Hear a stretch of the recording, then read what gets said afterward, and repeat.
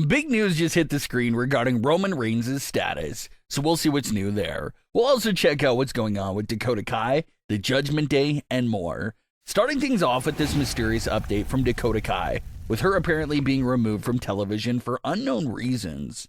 Dakota Kai last appeared on screen back in March and has quietly been missing ever since. Some fans assume that maybe Dakota Kai got a bit banged up, and that's the reasoning for her absence.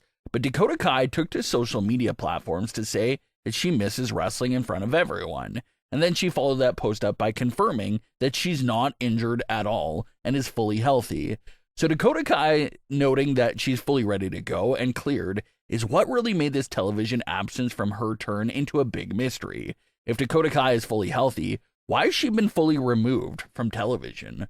Why wasn't she allowed to celebrate with Iyo Sky in the ring at WrestleMania? Dakota Kai was brought in when Iyo won the WWE Women's title back in 2023, but all of a sudden, Dakota is being separated from Iyo and kept off screen. There's no confirmed reason for this absence, only a bunch of fan speculation. Some fans are wondering if maybe WWE wants to present Iyo Sky as a solo standalone champion. Just give Iyo that solo presentation without anyone standing by her side.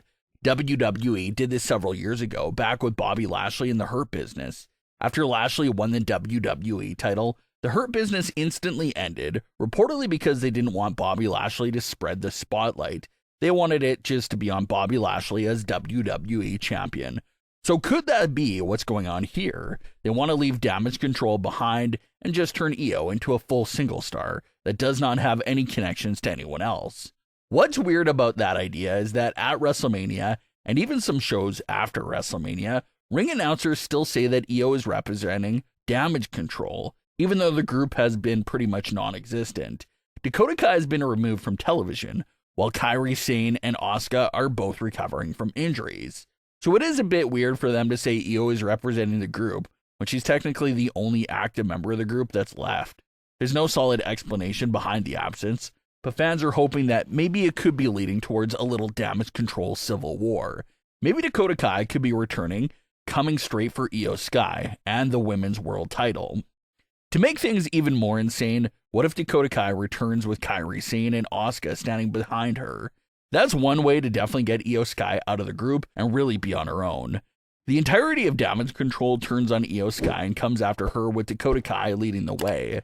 Depending on the execution of the feud, it sounds like it could turn out to be a very interesting story to see all of Iyo's friends betray her. Iyo Sky has such a deep and rich history with literally every single remaining member of Damage Control. She goes way back with Kairi, Asuka, and Dakota Kai.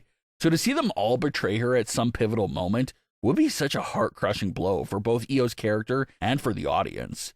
As far as the latest for Kairi and Asuka, all reports lately have been saying that they both allegedly are close to returning. Kairi has been gone for several months, ever since being written off due to an attack from PFC, and Asuka's been gone nearly for a complete year. So the word is that they're close to returning. And Dakota Kai confirmed that she's fully healthy. It's just looking like a creative issue for her right now. All we can see is that they have apparently removed Dakota from being by Iyo's side. So you gotta wonder if they do potentially have plans for Dakota and Iyo to face off against each other and reintroduce Asuka and Kairi Sane back into the fold there. Speaking of returns, that brings us to Roman Reigns. Roman's last televised appearance was the Raw after WrestleMania, where he ran in and tried to get revenge on Seth Rollins and Paul Heyman, but ended up failing after Braun Breaker took him out. Now, because of how that segment turned out, a lot of fans thought we were going to see Roman Reigns and CM Punk versus Braun and Rollins at Backlash, but that has now been confirmed not to be the case. Reports are claiming that Roman Reigns will be missing the entirety of May and will be returning sometime in early June. And with the Money in the Bank being on June 7th, his status for that premium live event is a bit unknown at the moment. Something else that fans are pretty much expecting with Roman's June return is potentially a slightly new era and persona. The Tribal Chief era technically came to an end the second that Paul Heyman betrayed Roman Reigns. And Roman even admitted himself that the day Heyman is not by his side anymore is the day where the Tribal Chief character is gone. And now we've seen them got to the point within the story.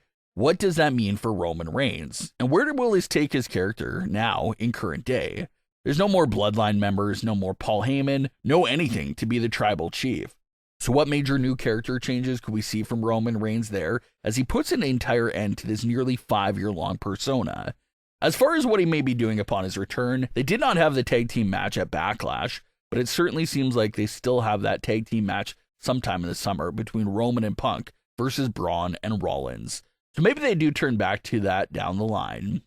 Things are continuing to get really heated for the Judgment Day. The April 28th edition of Raw featured a moment that confirmed something that everyone assumed about the week prior, and that was the fact that Finn Balor was out of the loop about JD McDonough's return. Finn questioned JD on why he didn't tell him, but JD said that he told Dominic Mysterio and assumed that he would tell Finn, but obviously we see that Finn did not hear anything about it from Dominic.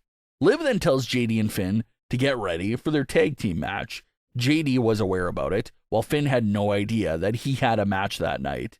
JD said that Liv was supposed to tell Finn way in advance, but Liv said that she did not tell him because things were too busy and hectic. So they're really laying it on thick that Finn Balor's kept out of the loop on every single way possible when it comes to matters related to the Judgment Day, which continues to hint at the idea that Finn's days as the Judgment Day member could be numbered.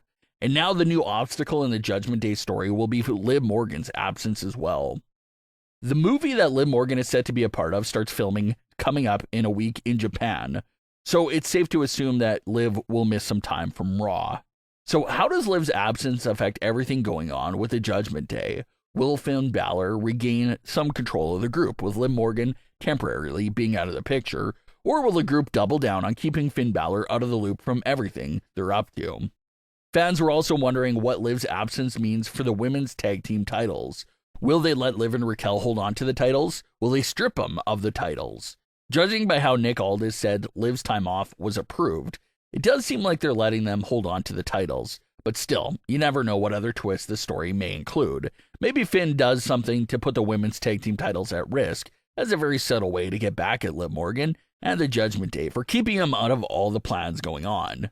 But what are your thoughts on today's stories? Leave your comments below. Don't forget to subscribe with all notifications on, and leave a like if you enjoyed. Thanks for watching, guys.